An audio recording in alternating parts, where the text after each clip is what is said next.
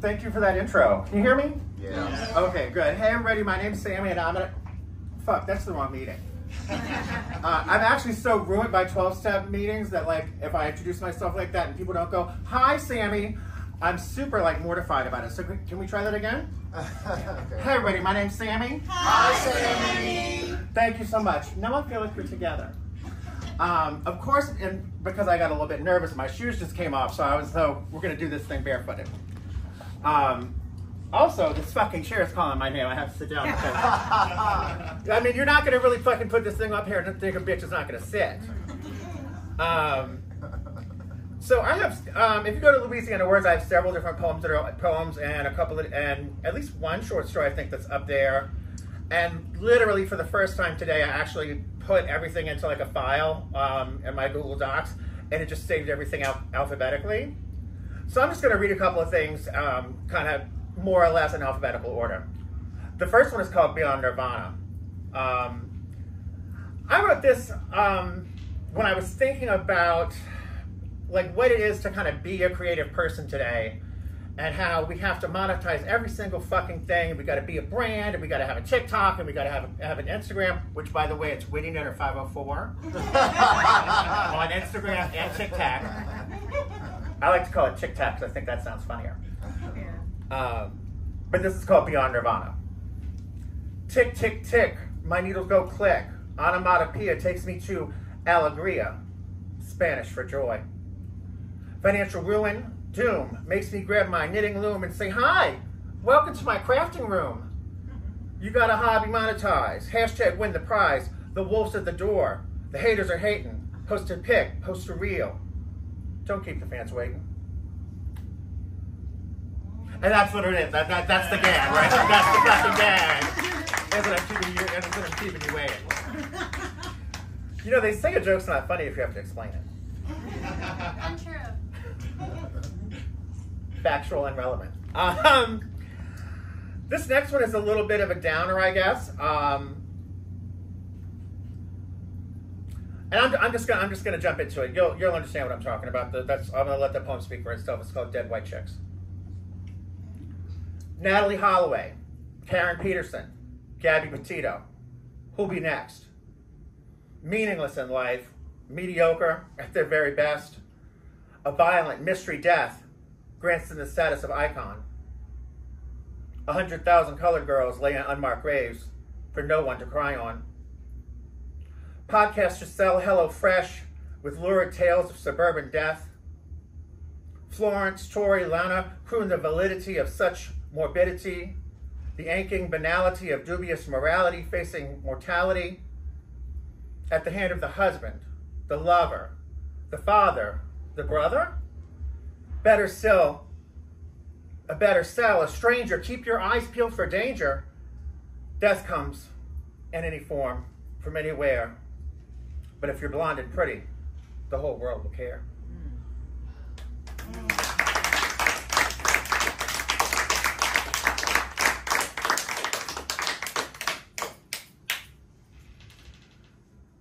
Ooh, this next one is called Easy. And it's also about kind of what it is to be a creative, and what it is to be it's kind of like, I guess you might call it my statement of poetics, if you want to be that artsy-fartsy about it.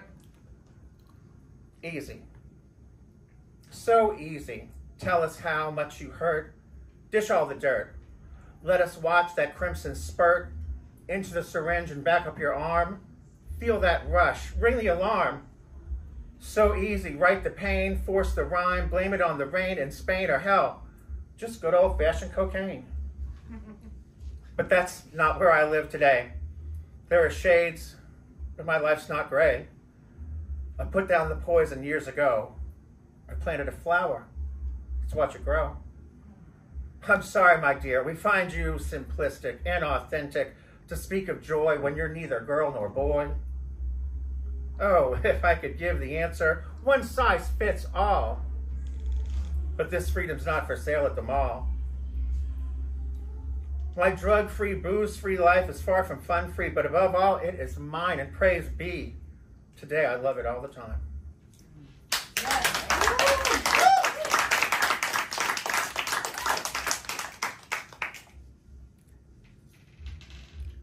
I think this is the first poem that I submitted to Louisiana Words. I'm not sure. It's been a while, and it's called "For My Lovers." You want me to go mad a bit, to scream, tear out my hair a bit? I've been asking why of it, but why never came into it. You were you, and I was me. We played Let's Pretend. Now I see. There was I, dying slow. I could never tell you no. Here, were you? Living fast. Please, please, respond at last. I should know better than to ask. Our fates are sealed. The die is cast. Le jeu est fait, we said in French. Blood spills, the floor, drenched. Who was it? One day they'll ask. That old wench? Will you laugh before the reply? Some old faggot who got me high. I could shriek, you broke my heart. But we both played our part. Fact is, the stupid thing gave out long before our first fatal shout. So take these words, wrap them in your chords, make a song, make a sigh, just for once. Look me in the eye. You were me, and I was you. Our empty game would never do. Time's up. The dance is done. I'm here. You're there. Our game is lost. Or is it won?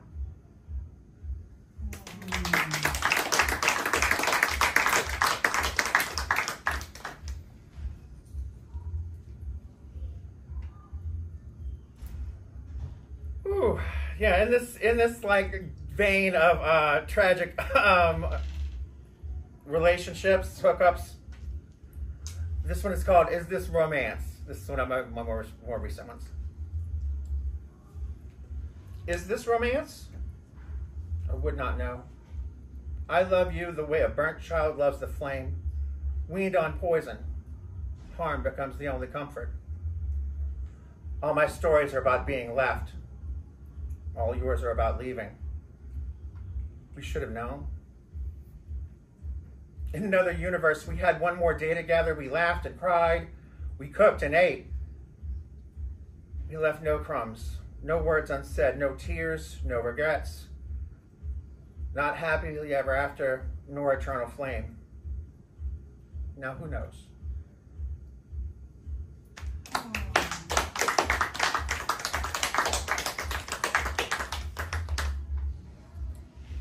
So, about a little bit more than 5 years ago, I stopped using drugs and alcohol, and I hit a rock bottom several times, and one of my biggest rock bottoms took place on Sheffin Tour Highway at this little crack motel. I had sucked this man's dick, and I sucked his dick for $20, y'all. And after he left, there was like a half a bottle of beer left in my hotel room, and I went to rinse that ugly bastard's cum out of my mouth with the beer, and I broke that bottle, and I was gonna stick it in my neck. And then I said to myself, girl, if you kill yourself after you made this $20, it's like you sucked that man's dick for free. And I was like, oh no, bitch, we better get some crack. So I went to the hotel room down the hallway, and that's where I met the love of my life up to that point. And it ended up being a lot more painful. We called him Stripper Jonathan. Oh, Jonathan, dear Jonathan, now you're gone again. Into that dark night, though you never sleep, at least not for long. A few moments of still semi-consciousness was enough for you. Then you were off again, my precious, precious Jonathan, back on the bike, always looking for more and more and more. Nothing was enough. Too much was the attainable, the unavailable goal. To fill your hole, the one in your ass, the one in your soul. I loved you so much, I loved you so well. But perhaps only as much as I could. The poison we shared guaranteed that it was never, no, never any damn good.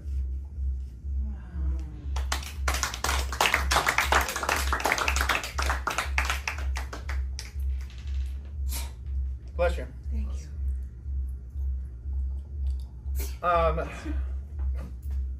Bless you once more. Thank you. This next one is called Graffiti. And this is a true story. This is not about inner cities, multicolored, multicultural murals, nor paint marker scrawl as boxcars crawl cross country on rusty, rustic iron, crumbling wood. It's about one white word, big as life, sprayed across the black top of a figure-8 subdivision in front of the last house on the left, across from an empty lot, leaving no doubt in the rural South at noon on May 24, 1992. 6 letters.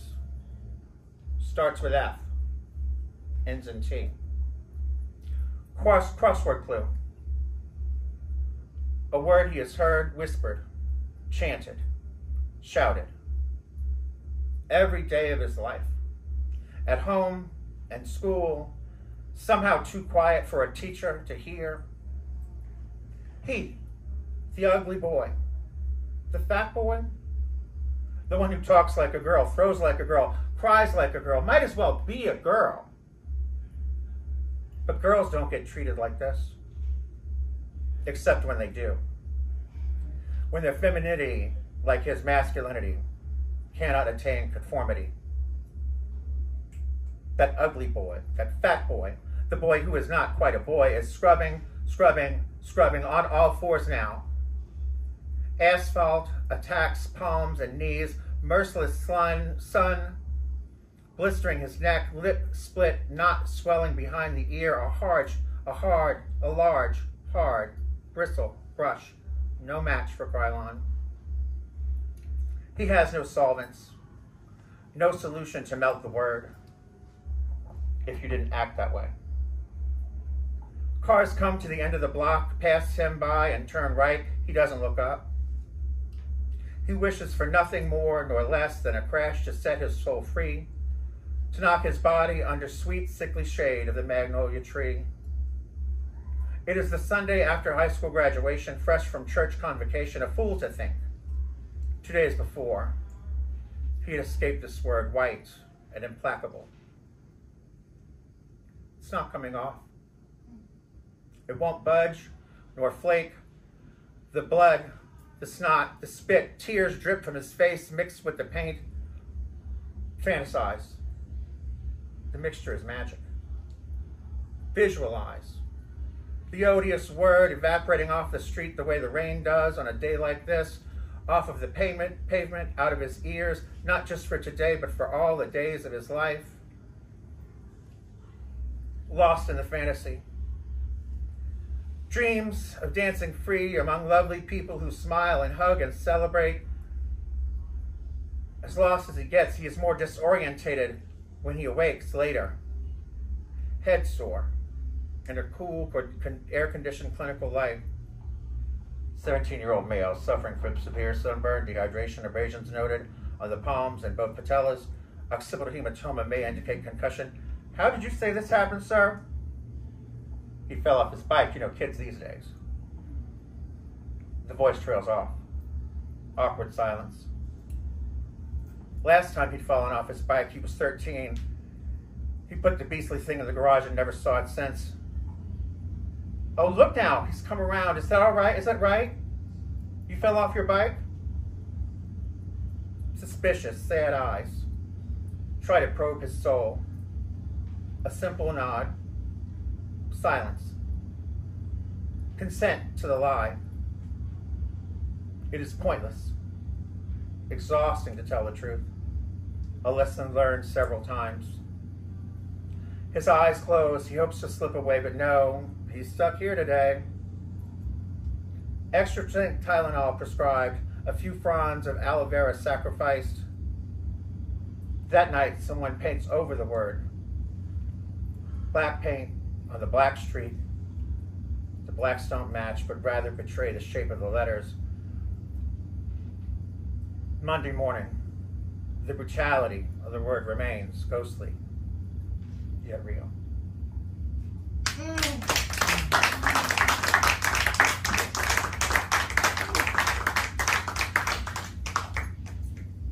Ooh, that was kind of a ride. Let me, There's more, but I'm gonna finish with my most recent one. And again, I'm just gonna let the poem speak for itself. It's called "Nobody Said There'd Be a Day Like This." I know how this should be. I've seen it, you see, in soap operas, movies. Your eyes are closed, as if in sleep. Perfect peachy skin atop a snow-white pillow, under flawlessly matched sheets. The heart monitor, quiet bleeps. The ventilator, a steady hiss. None of that is this. Your eyes stuck open, seeing without sight. Yellow sclera, dumb tears streaming. Tubes taped to your face. Delicate skin torn, where nurses reposition the tubes to feed you, to heal you. You never like being told what to do. Your whole torso spasms, spastic. Every 40 seconds, a machine forces your lungs to act. Your hands are warm from hemodialysis, but don't respond when we each grab one and give it a kiss. We spend the day brushing your hair, telling tales, singing songs, praying prayers. You're not there. Hospital staff are more lovely, if less pretty, than on TV. When the time comes, they gently walk us from the room, close the curtain, remove the tubes, close the eyes. We resume our positions, your body still vaguely convulsing as if it remembers the machine but is slowly forgetting. 40 seconds become 45, become 50. Spasms turn into shakes, turn into stillness. A stethoscope tells the nurse what we all know. Thank you very much.